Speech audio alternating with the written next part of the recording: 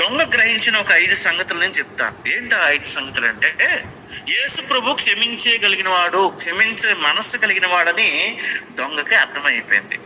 ఎలా అర్థమైంది? చదువుదాం. లూకా సువార్త 23వ అధ్యాయం 33. Luke's gospel chapter 23 and verse 33. వారు కపాలమనబడిన స్థలమునకు వచ్చినప్పుడు అక్కడ కుడివైపున ఒకరిని, ఎడమ వైపున ఒకరిని, ఆ నేరస్తులను ఆయనతో కూడా సిలువ వేసిరి. 34 కూడా నేను చదువుతున్నాను. యేసు, తండ్రి, వీరేమి చేయించున్నారో వీరు ఎరుగరు గనుక వీరిని క్షమించమని చెప్పాను. ఈ మాట గమనించండి. యేసు ప్రభు క్షమించడం ఈ దొంగ చూశాడండి, విన్నాడు. ఎందుకంటే అక్కడే ఉన్నాడు కదా. ఈ దొంగ అనుకుంటున్నాడు, ఏం మనిషినా, ఈయన ఒక పక్క శిక్ష పొందుతున్నాడు, కానీ క్షమించమంటున్నాడు ఏంటి? ఈయనలో తప్పు లేదు కదా. ఈయనలో తప్పు లేనప్పుడు ఈయన ఎందుకు క్షమాపణ అడగాలి? రోమా సైన్యము వాళ్ళు పెట్టే టార్చర్ కంట సిలువు మీదకి ఎక్కే వాళ్ళు బూతులు తిడతారంట. అర్థమవుతుందా? సిలువు మీద ఆ ట్రీట్మెంట్, ఆ సిలువు మీద పెట్టిన ఆ శ్రమకి తట్టుకోలేక ఎవరైతే సిలువు మీదకి ఎక్కుతారో, సిలువు మీదనే వాళ్ళు చిత్రహింసలు పెడతారో, ఆ చిత్రహింసల ప్రభావము, ఆ దెబ్బలు, ఆ టార్చర్ తట్టుకోలేక వారు బూతులు మాట్లాడతారంట. ఇదేంటి? ఇంత శిక్షలో ఉండి ఈయన ఎలా క్షమించగలుగుతున్నాడు? ఈరోజు మనకు ఇదే మనకు అవసరమైంది ఇదే. ఇంత బాధ అనుభవించి, ఇంత అన్యాయము మా క్రైస్తవులు జరుగుతుంది, వాళ్ళు ఎలా క్షమించగలుగుతున్నారంటే ఆ మనస్సు దేవుడు వారికి ఇస్తే కానీ క్షమించలేరు. నేను అనుకోవడం ఏంటి? క్రీస్తు యేసునకు కలిగిన మనస్సు, ఈ మనస్సు మీరు కూడా కలిగి ఉండాలంటున్నాడు.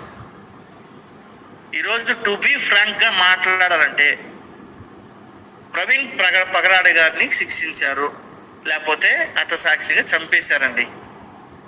లోన రక్తం ఉడికిపోతుంటది, అవునా కదా? చెప్పండి. మీలో ఎంతమందికి ఆడెవడో చంపినోడు నాకు దొరకాలి కానీ ఆడిని చంపేస్తాను అనిపిస్తుంది, ఆడ నాకు దొరికితే ఆడి పని ఉంటుంది అని లోన ఉంటుంది ఫీలింగ్, కానీ బయటికి చెప్పలేం. కానీ బయటికి ఏమని ప్రభు ఏమంటున్నాడు మరి? ఇప్పుడు అంత బాధపడి సిలువ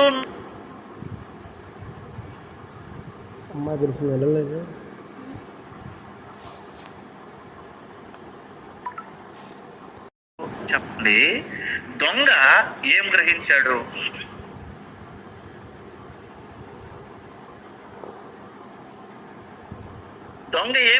చెప్పండి.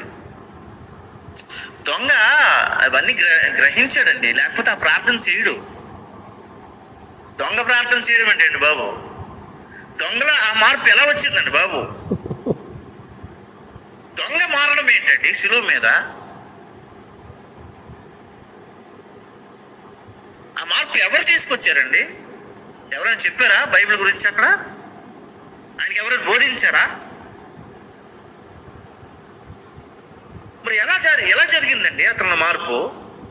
ఎలా సార్ ఇది ఎలా సాధ్యం అండి అంటే, దొంగ గ్రహిస్తున్నాడు. అవన్నీ ఏం గ్రహిస్తున్నాడో నేను చెప్తున్నాను. 5 విషయాలు ఉన్నాయి. మొట్టమొదట, ఆ ప్రభు క్షమించేవాడని గ్రహించాడు.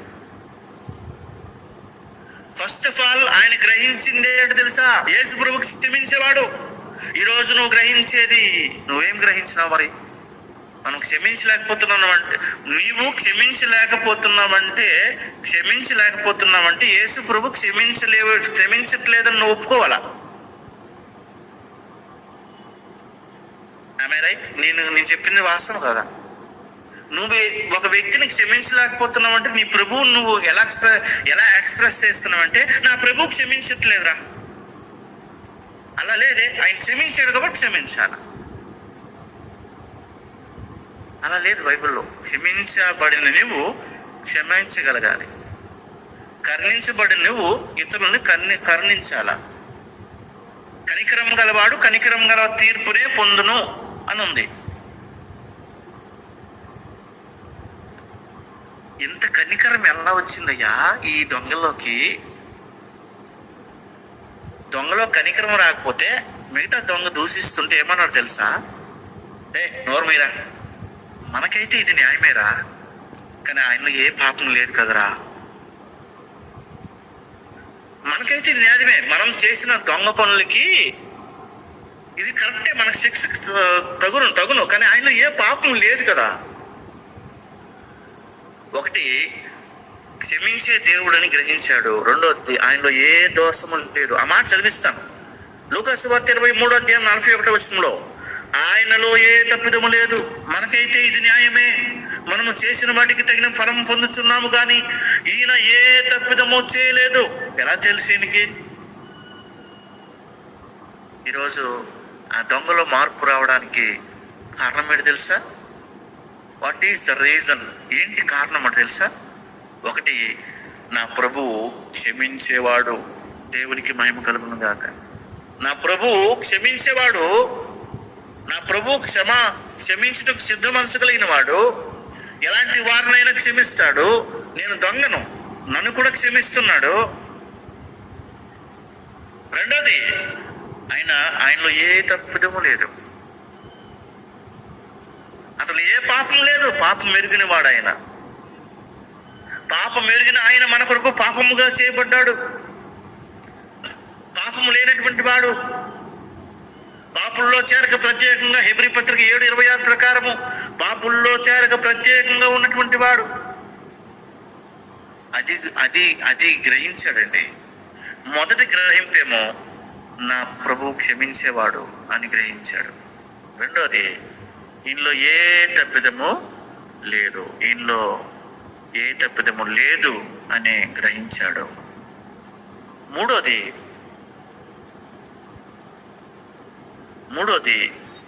ఇంకోటి గ్రహించాడు. ఏంటో తెలుసా?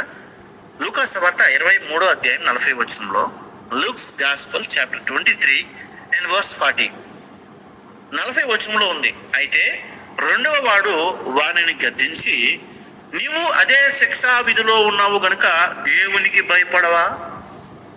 అంటే నరక శిక్ష ఒకటి ఉంది అయ్యా, నరకం అనేది ఉందయ్యా. ఈ భూమి మీద శిక్షలన్నిటికంటే నరక శిక్ష అనేది చాలా భయంకరమైనది. దాన్ని భరించలేము మనం. నువ్వు దేవునికి భయపడవా? ఈ దొంగ దేవునికి భయపడ్డాడండి. అరే, అక్కడున్న అతన్ని పొడుస్తున్న రోమ సైన్యానికి భయపడాలి కదా. వాస్తవానికి దొంగ ఎవరికి భయపడాలి చెప్పండి? అక్కడున్న రోమా సైన్యానికి భయపడాలి. ఎందుకు? పొడుస్తున్నారు, చిత్రహింసలు పెడతారు. అరే చంపొద్దురా నాయన, దండం పెడతాను, వదిలేయండిరా అని భయపడుతూ అనాలి. కానీ ఎవరికి భయపడుతున్నాడు? దేవునికి భయపడేవాడు. ఉందన్నమాట 40 లూకా సువార్త 23:40 ఉంది కదా. అయితే రెండవ వాడు వారిని గద్దించి, నీవు అదే శిక్షా విధిలో ఉన్నావు కనుక దేవునికి భయపడవా? దేవునికి భయపడవా అంటే ఈ దొంగ దేవునికి భయపడ్డాడు. అయ్యో, చనిపోతే శిక్ష ఉంది, నరక శిక్ష ఉందని గ్రహించాడు. నరక శిక్ష చనిపోయిన తర్వాత ఉంటుందండి.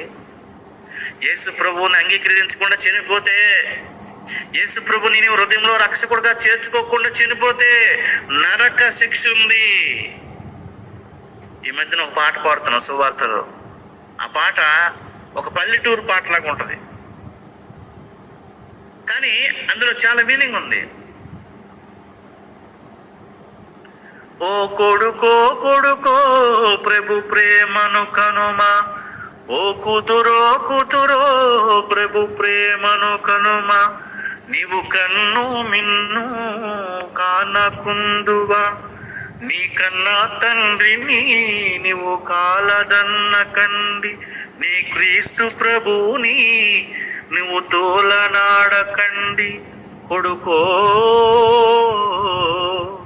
కూతురో ఆ నరకములోనా నీవు కాలుతూ ఉంటే, ఆ నరకములోనా నీవు కాలుతూ ఉంటే నేను చూడాలేనే ఓ కన్నా కన్నా కూతురా నేను చూడాలేనురో, నా కన్నా కొడుకో కూతురో. ఘోర నరకమున్నది పరలోకమున్నది, ఘోర నరకమున్నది పరలోకమున్నది. ఆ నరకములోన నీవు కాలుతూ ఉంటే నేను చూడాలేనురో, నా కన్నా కొడుకా. భూమి మీద అక్కడక్కడ యవనస్తులు మనుషులు కనబడుతుంటే, అయ్యా నరకం ఉందయ్యా, అందులో నువ్వు కాలుతున్నప్పుడు నేను చూస్తుంటే నా హృదయం అలా తట్టుకుంటుందయ్యా. లాజరు చూస్తున్నాడు, అయ్యో కాలిపోతున్నటువంటి ఆ ధనవంతుడు, అయ్యో ఈ స్థలానికి రావద్దని చెప్పండి, ఈ స్థలానికి రావద్దని చెప్పండి, ఈ స్థలానికి రావద్దని చెప్పండి, ఇంత నరకమా, ఇంత భయంకరమైన యాతన ఇక్కడ ఉంది అని బాధపడుతూ వాళ్ళ సహోదరులు చెప్పమని చెప్తున్నాడు. ఎంత భయంకరమైన స్థలం. ఆ భయం ఉందండి ఈ దొంగలో. నువ్వు దేవునికి భయపడవా? నీవు కూడా అదే శిక్ష విధిలో ఉన్నావు కదా. మనం చనిపోతే నరకం అనే శిక్ష ఉంది. ఆ నరకం నుండి తప్పించబడాలంటే యేసుక్రీస్తు దగ్గర నీ జీవితం ఒప్పుకొని, నీ పాపపు జీవితాన్ని విడిచిపెట్టి ప్రభువుని వెంబడించు. ప్రభువుని నీ హృదయంలో సొంత రక్షకుడిగా చేర్చుకో. ఇది అతడు గ్రహించింది. సిలువ మీద ఏం గ్రహించాడు దొంగ అంటే, మొదటిది ప్రభు క్షమించేవాడని గ్రహించాడు. నా ప్రభువు క్షమించేవాడు. రెండోది ఏం గ్రహించాడు? నా ప్రభువులో ఏ దోషము లేదని గ్రహించాడు. నా ప్రభువులో ఏ పాపము లేదని గ్రహించాడు. మూడోది, నేను చనిపోతే నరక శిక్ష ఉంది, నేను చనిపోతే నరక శిక్ష ఉంది అని గ్రహించాడు. నాలుగోది ఎంత ఆసక్తికరంగా ఉంటుందో చూడండి. లూకా సువార్త 23వ అధ్యాయం 42వ వచనం చదువుతున్నాను. Luke's Gospel chapter 23 and verse 42. ఆయనను చూచి, ఎవరిని చూశాడు దొంగ? ఆయనను చూచి. పొడుస్తున్న రోమా సైనికులు చూడలేదు, తన చుట్టూ ఉన్నటువంటి పరిస్థితులను చూడలేదు. అర్థమవుతుందా? తన దేహంలోని కారుతున్నటువంటి రక్తాన్ని చూడలేదు, కానీ యేసును చూశాడట. యేసును చూస్తే ఏం జరుగుతుంది చెప్పాలి మీరే. నా వైపు చూచి రక్షణ పొందనని యెషయా గ్రంథంలో చెప్పబడింది. యేసు వైపు చూస్తే రక్షణ దొరుకుతుంది. ఒక పాట ఉంది, చూచుచున్నాము నీ వైపు నా ప్రియ జనక, చూచుచున్నాము నీ వైపు నా ప్రియ జనక. శిలువ మీద యేసును చూడాలి, తొట్టిలో పండుకున్న శిశువును చూడాలి. ఆయన చూసే విధానం మారుతుండాల. శిశువుగా ఉన్నప్పుడు వెళ్ళి చూసావు, ఆరాధించావు. హలో, శిశువుగా ఉన్నప్పుడు ఇల్లు చూసావు, ఆరాధించావు, మంచిదే. కానీ శిలువ మీద నీ కొరకు వేలాడబడుతున్న యేసును చూసి నీకేమి కలగాలి? నీ హృదయంలో పశ్చాత్తాపం కలగాలి. అయ్యో, నా కొరకే ఆయన శిలువ భయపడుతున్నాడు, నా కొరకే ఆయన శిక్ష విధించబడుతున్నాడు. నేను యేసు ప్రభు నమ్మక మునుపు గోడ మీద నాకు ఒక బొమ్మ కనిపించింది, పెద్ద బొమ్మ. ఏంటో బొమ్మ అంటే డ్రాయింగ్, మంచి పెయింటర్ ఎవరో వేసాడు, మంచిగా వేసాడు. యేసు ప్రభువుని శిలువ మీద వేలాడదీసినట్లు, పక్కలో బల్లి పోటు పొడిచినట్లు, తన మీద ముండ కిరీటం పెట్టినట్లు, కాళ్ళకి చేతులకి మేకులు దిగొట్టినట్లు ఆ దృశ్యాన్ని చూసినా నేను అనుకున్నాను, అయ్యో ఈయనేం తప్పు చేశాడేమో, ఈయనేం తప్పు చేశాడు, ఇతనికి ఇంతగా పనిష్మెంట్ ఇచ్చారు అని అనుకున్నాను. తర్వాత రక్షింపబడిన తర్వాత నాకు అర్థమైంది, ఈయన తప్పు చేశాడని కాదు, నా తప్పుదముల కొరకే, నా పాపముల కొరకే, నా అవిధేయతల కొరకే ఆయన అలా హింసింపబడ్డాడనే తర్వాత గ్రహించి ఏడ్చాను.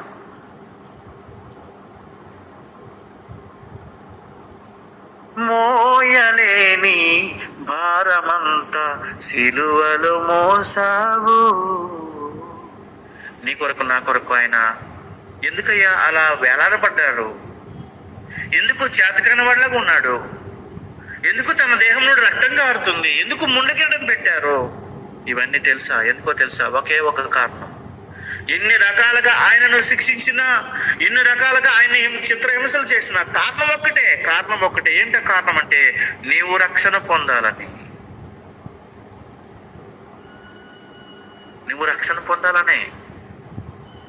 నీ కొరకే, నా కొరకే. ఒక పాట ఉంది, యేసు చావుండే సిలువపై నీ కొరకే నా కొరకే. యేసు చావుండే సిలువపై నీ కొరకే నా కొరకే. నీ కొరకు నా కొరకే. ఇప్పుడు ఈ దొంగ గ్రహించాడు, నా కొరకేనండి సిలువ మీద ఆయన వేలాడదీయబడ్డాడు. నా కొరకే కదా, మనందరి కొరకు కదా, మనందరి పాపల కొరకే కదా ఆయన సిలువ మీద వేలాడది. అది గ్రహించకపోతే రక్షణ దొరకదు. సిలువ వేయబడిన యేసును చూడాలా, యేసు వైపు చూస్తే ఆయన పొందిన గాయాలు గుర్తుకు రావాలా. యేసు వైపు చూస్తే ఆయన చిందించిన రక్తం గుర్తుకు రావాలా. అదే గుర్తు చేసుకున్నాడు ఆయన. సిలువ మీద దొంగ గ్రహించిన 4వ సంగతి ఏంటి? ఏం గ్రహించాడు దొంగ గ్రహించిన మొదటి సంగతి, నా ప్రభువు క్షమించేవాడని గ్రహించాడు. రెండోది ఏం గ్రహించాడు? నా ప్రభువులో ఏ తప్పిదము ఏ పాపము లేదని గ్రహించాడు. మూడవది ఏం గ్రహించాడు? నేను చనిపోతే నాకు నరక శిక్ష ఉందని గ్రహించాడు. మూడోది ఏం గ్రహించాడు? నా ప్రభువే నా కొరకు ఇలాగ శిక్షింపబడుతున్నాడు అని గ్రహించాడు. ఐదోది ఏం గ్రహించి ప్రార్థన చేశాడు? చివరిగా ఆయన చేసిన ఒక చిన్న ప్రార్థన ఉంది. ఏంటో తెలుసా? పెద్ద పెద్ద ప్రార్థన చేయలేదు. ఏం ప్రార్థన చేశాడు? యేసు అంటే ఏమని పిలిచాడు? యేసుని ఏమని పిలిచాడు చెప్పండి? యేసు అంటే మనం అనుకున్నాం డైరెక్ట్ పేరు పెట్టి పిలుస్తున్నాడు ఏంటి? మర్యాద ఉండాలి కదా. యేసు అంటే రక్షకుడు అండి. రక్షకుడా అని పిలిచాడండి. నా ప్రాణ విమోచకుడా, రక్షకుడా అని పిలిచాడు. పిలిచి, యేసు నీవు నీ రాజ్యముతో వచ్చినప్పుడు, నీ రాజ్యములోనికి వచ్చినప్పుడు అనగా నీ రాజ్యముతో వచ్చినప్పుడు నన్ను మర్చిపోకు నాయనా, నన్ను జ్ఞాపకం చేసుకో. ఏమని ప్రార్థన చేశాడు? చిన్న ప్రార్థనే, నన్ను జ్ఞాపకం చేసుకో. దేవునికి మహిమ కలుగును గాక. ప్రభువు మనల్ని వదిలేస్తాడా? నీ చేయి పట్టుకోవడానికి దేవుని తన తండ్రి చేయని వదిలేస్తాడు కానీ నీ చేయి వదిలేడా? గుర్తుపెట్టుకో. నిన్ను జ్ఞాపకం చేసుకోకపోతే ఇంకెవరిని జ్ఞాపకం చేసుకుంటాడు? నీ కొరకు తన తండ్రిని, మహిమను, ఆరాధన, దూతను, సింహాసనం విడిచిపెట్టి భూమి మీదకి వచ్చిన ప్రభు నువ్వు కావాలని చేతులు పెట్టుకున్నాడు. చివరికి తన తండ్రి చెయ్యి అయినా విడిచిపెట్టడానికి ఇష్టపడ్డాడు కానీ నీ చెయ్యి వదిలిపెట్టలేదే. ఎంత ప్రేమ ఉంది నీ మీద ఆయనకి. కానీ ఏ రోజైనా గ్రహించావా? నీ మీద ఆయనకున్న ప్రేమ గ్రహించావా? నీ తల్లిదండ్రులు ఎవరైనా ప్రేమించారా ఇలాగా? ఒక పక్క రక్తము చిందిస్తున్నాడు, ఒక పక్క బాధపడుతున్నాడు, కానీ నీ చేయి విడిచిపెట్టలేదే. నీకోసమే కదా ఆ శిలువ త్యాగం చేసింది. ఎవరైనా చేశారా? ఎవరైనా ఇలాంటి కార్యం నీ కొరకు చేశారా? చేయలేరు కూడా. అది వాళ్ళ కాదు. చేసినా అది అంగీకారం కూడా కాదు. తన ప్రాణం పెట్టినందుగా నేను ప్రేమించాడే, అది సిలువలో ఉన్న ప్రేమ అంటే. వర్ణించలేం ఆయన ప్రేమ. అది గుర్తెడిగాడండి. యేసు ప్రభు రాజు అంటే ఆయనకు ఒక రాజ్యం ఉంది. అందుకే అన్నాడు, నీవు నీ రాజ్యముతో వచ్చినప్పుడు నన్ను జ్ఞాపకం చేసుకో అన్నాడు. ప్రభా నీకు ఒక రాజ్యం ఉంది కదా. ఈ లోకంలో ఈ లోక రాజులు నన్ను హింసిస్తున్నారు, కొడుతున్నారు, చంపుతున్నారు, పర్వాలేదు. కానీ ఈ రాజ్యంలో నేను ఉండడానికి నాకు ఇష్టం లేదు, నీ రాజ్యంతో వచ్చినప్పుడు మాత్రం నన్ను జ్ఞాపకం చేసుకో అంటే ఎంత గ్రహింపండి ఈ దొంగకి.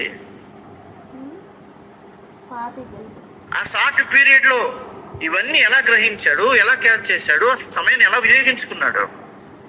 అందుకే యేసుప్రభువు అన్నాడు చూడండి 43లో ఆయన చేసినటువంటి ఆ ప్రార్థనకి రిజల్ట్ ఏమొచ్చిందో చూడండి. అందుకు ఆయన అనగా యేసుప్రభువు వానితో అనగా ఆ దొంగతో ఏమన్నాడు, నేడు నీవు నాతో కూడా ఉంటావు పరదేశంలో, నువ్వు నాతో పాటు వచ్చేస్తావు ఈరోజే, రేపని చెప్పలే, వాయిదా వేయలే, నేడు.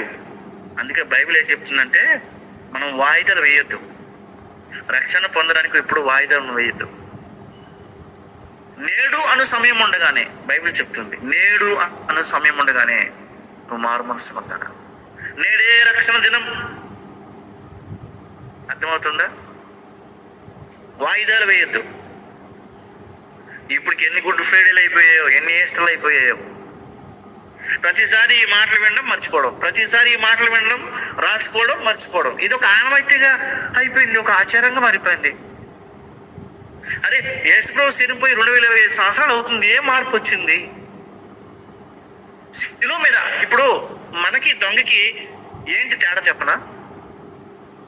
నాతో నేను కూడా కలుపుకుంటున్నానులే. మనకి దొంగకి ఏంటి తేడా? దొంగ అయితే తక్కువ సమయంలో గొప్ప అవకాశం కొట్టేశాడు. ఆయన చాలా తెలివైనడు అండి. ఆయన బహుశా దేవుడు ఆ తెలివి ఆయనకి ఇచ్చాడు. మనం ఇన్ని సంవత్సరాలు మనం దేవుని కొరకు జీవిస్తున్నాం కదా, ప్రతిరోజు బైబిల్ చదువుతున్నాం కదా. ఎప్పుడైనా దొంగలాంటి దొంగ చేసిన ప్రార్థన చేసినామా?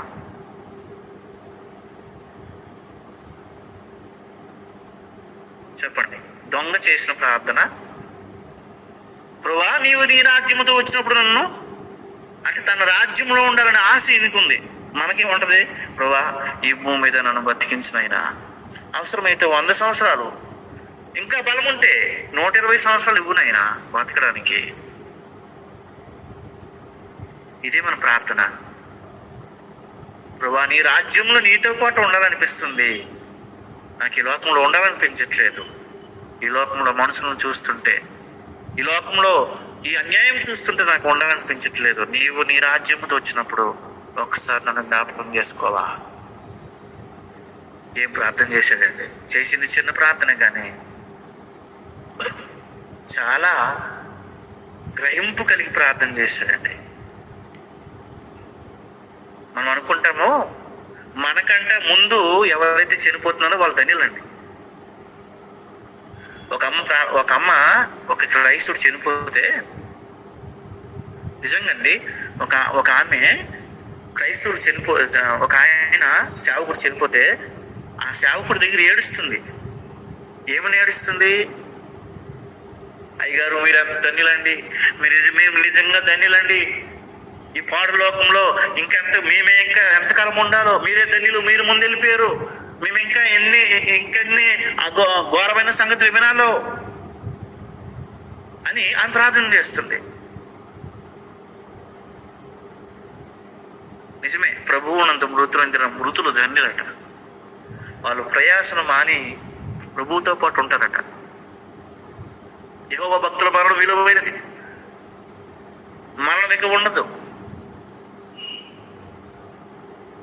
ఎంత గొప్ప ధన్యత! ఇది ఎరిగాడండి దొంగ. ఎరిగి ప్రార్థన చేశాడు, ప్రభువా నీవు నీ రాజ్యంతో వస్తావు, అంటే నువ్వు రాజువు కాబట్టి నీకు ఒక రాజ్యం ఉంది. నీ రాజ్యం చాలా గొప్పది, ఈ లోక రాజ్యాల లాంటిది రాజ్యం కాదు నీ రాజ్యం.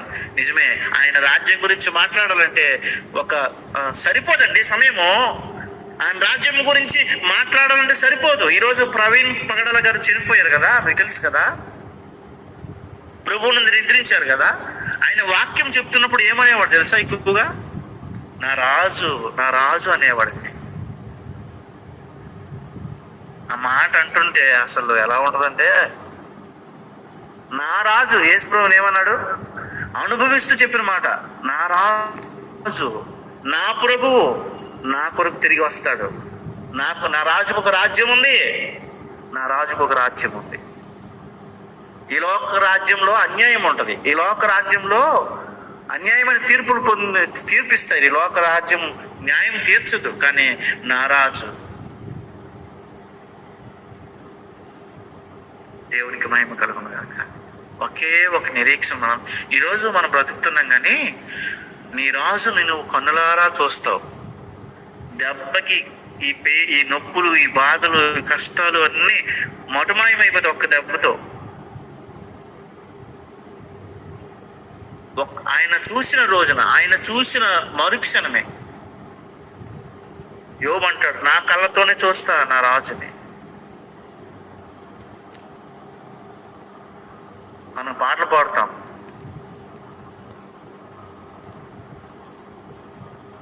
యేసు నీ రక్తమందు కడుగాబడి, ఆ పాట ఉంది కదా. అందులో ఒక లైన్ ఉంటుంది,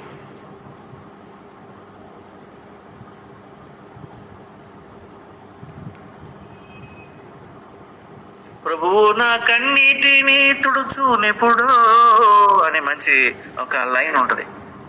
నా ప్రభువు నా కన్నీరు ఎప్పుడు తుడుస్తాడో, ప్రతి బాష్ప బిందువును ఆయన తుడిచి వేస్తాడట. మరణం ఉండదు, వేదన ఉండదు, దుఃఖం ఉండదు.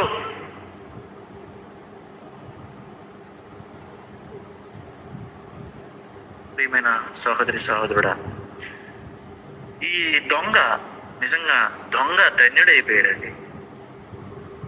దొంగ ధన్యుడిగా ఎలా మార్చబడ్డాడు అంటే, నా ప్రభువు క్షమించేవాడని గుర్తిరిగాడు. రెండోది, నా ప్రభువులో ఏ తప్పు లేదు, నా ప్రభువు పవిత్రమైన వాడు అని గ్రహించాడు. మూడోది, ఒకవేళ నేను ఇలాగే చనిపోతే, నా పాపాలు ఒప్పుకోకుండా చనిపోతే శిక్ష ఉంది, నరక శిక్ష ఉంది. అందుకే నువ్వు దేవునికి భయపడవా, నీవు కూడా అదే శిక్షలో ఉన్నావు కదా అంటాడు. అంటే శిక్ష ఉంది అని గ్రహించాడండి. నాలుగోది, యేసు వైపు చూశాడు, ప్రభువును చూశాడు, ఆయన పడుతున్న శ్రమ చూశాడు, ఆయన క్షమించే విధానం చూశాడు, ఆయన బాధను చూశాడు దగ్గరుండి. మనము ఏదో టీవీలో చూస్తూ మనకి కన్నీళ్ళు వస్తుంటాయి కదా. ప్యాషన్ ఆఫ్ క్రైస్ట్ చూసిన మొదటి దినాల్లో అయితే రోజు కన్నీళ్ళే. కానీ దగ్గర చూసిన ఆ వ్యక్తి ఎంత కరిగిపోయాడో, ఎంత హృదయం విరిగిందో, ఎంత పశ్చాత్తాపం కలగకపోతే ఆ ప్రార్థన అంత పవర్ఫుల్గా దేవుడు అతను ప్రార్థన ఆలకించి, నేడు నీవు నాతో కూడా పరదేశంలో ఉంటావు. అది ఎలా? ఖచ్చితంగా, నిశ్చయముగా అన్నాడు. దేవునికి మహిమ కలుగును గాక. ఈరోజు మనం గుర్తుపెట్టుకోండి,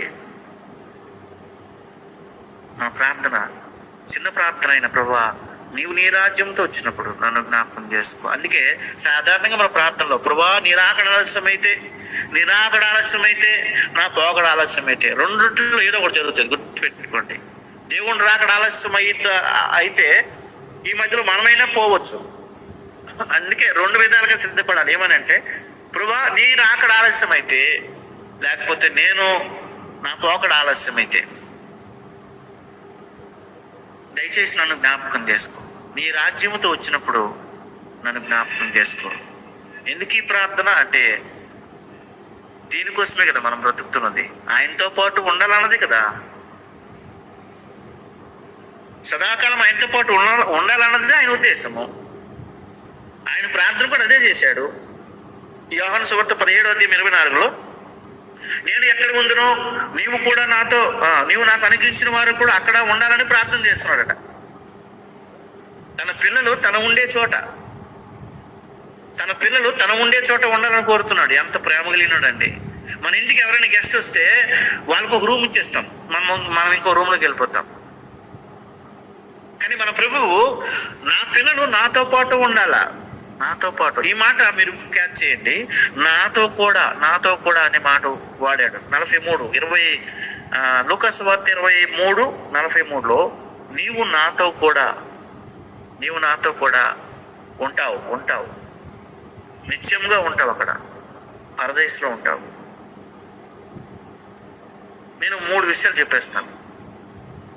యేసు ప్రభువుని అంగీకరించిన దొంగ దొరికిన 3 ధన్యతలు ఏంటో తెలుసా? యేసు ప్రభువుని అంగీకరించిన దొంగకి కలిగిన 3 ధన్యతలు ఉన్నాయి. ఏంటి ఆ 3 ధన్యతలు అంటే ప్రకటన 3:4 ఉందన్నమాట. ప్రకటన 3:4, ప్రకటన గ్రంథం 3:4. అయిపోయింది నా ప్రసంగం, ఒక 2 నిమిషాలే. ప్రకటన 3వ అధ్యాయం 4వ వచనాన్ని చదువుతాం. Book of Revelation chapter 3 and verse 4. నిజంగా చూడండి, ఒక మంచి మాట ఉంటుంది. ప్రకటన 3:4, 3వ అధ్యాయం 4వ వచనం నేను చదువుతున్నాను. అయితే తమ వస్త్రములను అపవిత్రపరచుకొనని కొందరు సార్దీస్‌లో నీ యొద్ద ఉన్నారు. వారు అర్హులు గనుక తెల్లని వస్త్రములు ధరించుకొని నాతో కూడా సంచరించెదరు. ఇప్పుడు చెప్పండి, నాతో కూడా సంచరిస్తావు. ప్రభువు నాతో పాటు నువ్వు రాజ్యంలో ఉంటావంటే నాతో కూడా నువ్వు సంచరిస్తావు. 1, దొంగ యేసయ్యతో సంచరిస్తాడు. అక్కడ గమనించాలి చాలా జాగ్రత్తగా. నాతో కూడా ఉండువు అన్నావు కదా, అన్నాడు కదా ప్రభు. నాతో కూడా ఉంటావు అన్నాడు కదా. నాతో కూడా పరదేశంలో ఉంటావు అంటే అర్థం ఏంటి? 3 అర్థాలు చెప్తున్నా. నాతో కూడా పరదేశంలో ఉంటే 3 అర్థాలు ఏంటంటే నాతో సంచరిస్తావు అని అర్థం. ప్రకటన 3:4 ప్రకారము నాతో కూడా సంచరిస్తావు. ఈరోజు మనం ఉన్నాం, ప్రభువుతో పాటు మనం సంచరిస్తాం ఒక దినాన. అప్పటి వరకు నమ్మకంగా జీవిస్తే, అప్పటి వరకు నువ్వు దేవుని కొరకు నమ్మకంగా జీవించి నీ విశ్వాసము కాపాడుకుంటే ప్రభువుతో నేను సంచరిస్తాం. గుర్తుపెట్టుకో. ఎక్కడ సంచరిస్తావు? ఎక్కడ? పరలోకంలో ఆయనతో పాటు సంచరిస్తావట. ఎంత అద్భుతమైన మాట. 2వది, ప్రభు అన్నాడు నాతో కూడా నువ్వు భోజనం చేస్తావు అన్నాడు. ఒకటేమో నాతో పాటు నిన్ను తిప్పుతాను అంతే, వీధుల్లో, ఆ బంగారు వీధుల్లో నిన్ను నడిపిస్తాను. 2వది, నాతో కూడా నువ్వు భోజనం చేస్తావు. ప్రకటన 3వ అధ్యాయం 20వ వచనంలో. ప్రకటన book of Revelation chapter 3 and verse 20. ప్రకటన 3:20. ఎవడైనాను నా స్వరం విని తలుపు తీసినట్లా, ఇంట్రెస్టింగ్ మాట, అది మనకు బాగా పరిచయమైన మాట. సువార్త చెప్పినప్పుడు చెప్తాం బాగా. ప్రకటన 3:20 చదువుతున్నాను. ఇదిగో నేను చదవండి. ఇదిగో నేను తలుపు నొద్ద నిలుచుండి తట్టుచున్నాను. ఎవడైనను నా స్వరము విని తలుపు తీసిన ఎడల నేను అతని యొద్దకు వచ్చి అతనితో నేనును నాతో కూడా అతడును భోజనము చేయుదుము. 2వది, నాతో కూడా భోజనం చేయుదుము. ఒకటేమో నాతో కూడా నడుస్తావు, సంచరిస్తావు అన్నాడు. 2వది, నాతో కూడా భోజనం చేస్తావు. అందుకే లూకాసు 22వ అధ్యాయంలో పరలోకంలో ఒక విందు జరుగుతుంది అని రాయబడింది. అది వేరే టాపిక్, మళ్ళీ అందులోకి వెళ్ళకూడదు టాపిక్ ఇంకా. కనుక 2వది, నాతో పాటు సంచరిస్తావు, నాతో కూడా భుజిస్తావు, భోజనం చేస్తావు. 3వది, నాతో కూడా సింహాసనం మీద కూర్చుంటావు. దేవునికి మహిమ కలుగును గాక. ప్రకటన 3:21 ఆ నెక్స్ట్ వచనం ప్రకటన 3:21 ఉందన్నమాట. నేను జయించి నా తండ్రితో కూడా ఆయన సింహాసనం నందు కూర్చుండున్న ప్రకారము జయించు వాణిని నాతో కూడా నా సింహాసనం నందు కూర్చుండనిచ్చేదను. జయించేవారు అందరూ కాదు, జయించేవారిని నాతో కూడా నేను సింహాసనం మీద కూర్చుండబెట్టుకుంటాను. 3 విషయాలు. ఒకటేమో యేసుతో నడుస్తావు, సంచరిస్తావు పరలోకంలో. యేసుతో కూడి భోజనం చేస్తావు, పరలోకపు విందులో పాల్గొంటావు. 3వది, యేసయ్యతో కూడా కూర్చుంటావు. యేసయ్యతో కూర్చుంటావు, యేసయ్యతో నడుస్తావు, యేసయ్యతో కలిసి భోజనం చేస్తావు. ఎంత గొప్ప ధన్యత! దేవునికి మహిమ కలుగును గాక. ఈ 3 ధన్యతలు పొందుకున్నాడు ఆయన. దొంగతో యేసు ప్రభు ఫైనల్ గా ఒక మాట అన్నాడు, నేడు నీవు నాతో కూడా అన్నాడు. నాతో కూడా సంచరిస్తావు, నాతో కూడా నువ్వు సింహాసనం మీద కూర్చుంటావు, నాతో కూడా భోజనం చేస్తావు. ఈరోజు ఆ దొంగే కాదు, నీవు నిజముగా యేసు ప్రభువుని అంగీకరించితే, యేసు ప్రభు కొరకు నువ్వు జీవిస్తున్నట్లు వ్యక్తివైతే గుర్తుపెట్టుకో, నువ్వు ఆయనతో పాటు సంచరిస్తావు, నడుస్తావు. ఆయనతో పాటు ఆయన సింహాసనంలోనే కూర్చుని పెడతాడు. ఆయనతో పాటు భోజనం విందులో కూర్చుంటావు. ఆ పరలోకపు విందులో నువ్వు పాలు పంచుకుంటావు. ఎంత గొప్ప ధన్యత, ఎంత గొప్ప ఆశ్చర్యమైనటువంటి విషయాలు. ఈరోజు ఈ ధన్యత నువ్వు కోల్పోతావా? ఆ ధన్యత దొంగ పొందుకున్నాడు. దొంగ అయినప్పుడు కూడా ధన్యుడైపోయాడు. ధన్యుడైపోయాడు. ఒకవేళ యేసు ప్రభువు ఎరగక నువ్వు అన్యుడిగా ఉంటే ఈరోజు నువ్వు ధన్యుడు కాగలవు. యెహోవా తనకు దేవుడుగా గల జనులు ధన్యులు. నువ్వు యేసు ప్రభుని నీ దేవుడుగా, నీ సొంత రక్షకుడుగా అంగీకరిస్తావా? చేర్చుకుంటావా ఆయన్ని? ఆయన పొందిన శ్రమను చూస్తున్నావా కల్లారా? ఆయన ఎందుకు ఇలా చేస్తున్నాడో అర్థమవుతుందా? శిలువ మీద ఎందుకు కొరకు చనిపోయాడో అర్థమవుతుందా? కేవలం యూదుల కొరకు, ఇజ్రాయేల్ కోసం కాదు, నీ కోసం కూడా ఆయన చనిపోయాడు. నీ కోసం కూడా ఆయన ప్రాణం పెట్టాడు. నీ కొరకు ఆయన యాత్ర పడ్డాడు. శిలువలో దొంగ గ్రహించాడు, నన్ను క్షమించే దేవుడు నాకు దొరికాడు.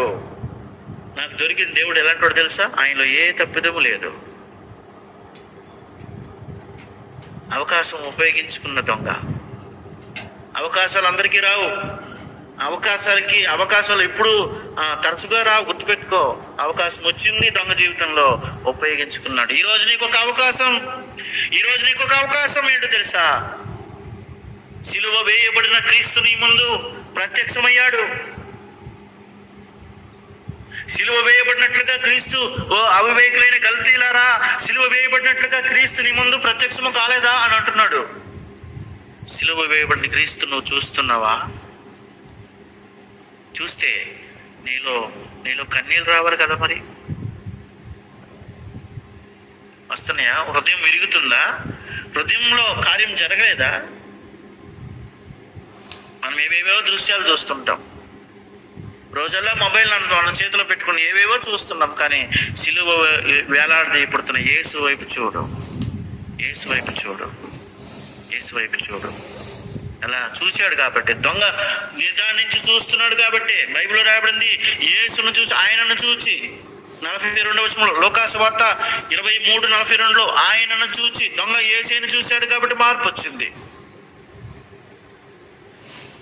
దొంగ యేసుని చూశాడు కాబట్టి ప్రార్థన చేయగలిగాడు. దొంగ యేసుని చూశాడు కాబట్టి నన్ను జ్ఞాపకం చేసుకో అని అడుగుతున్నాడు. ఈరోజు యేసును చూస్తున్న నీవు ఏమని ప్రార్థన చేయగలవా? చేస్తే ఈరోజు నీకు ఒక అవకాశం. నేడే రక్షణ దినం. ఒకవేళ యేసు ప్రభువుని ఎరగకపోతే ఈరోజు నీకు ఒక అవకాశం.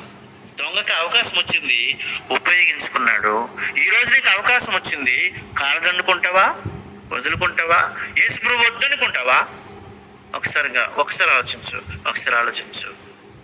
ఒకవేళ ప్రభు నాకు కావాలి, ప్రభా నేను కూడా నీ రాజ్యంలో ఉండాలి, ఈ లోక రాజ్యంలో నేను ఉండలేను, నాకు ఈ లోకం వద్దు నాకు. ప్రభా నీవు నీ రాజ్యంతో వచ్చినప్పుడు నన్ను జ్ఞాపకం చేసుకోవా? ఒకవేళ నేను కూడా ఆ దొంగ కంటే భయంకరమైన వ్యక్తినేమో. ఒకవేళ ఇక్కడ ఉన్నటువంటి మనలో దొంగ కంటే భయంకరమైన జీవితం నీలో ఉండొచ్చు.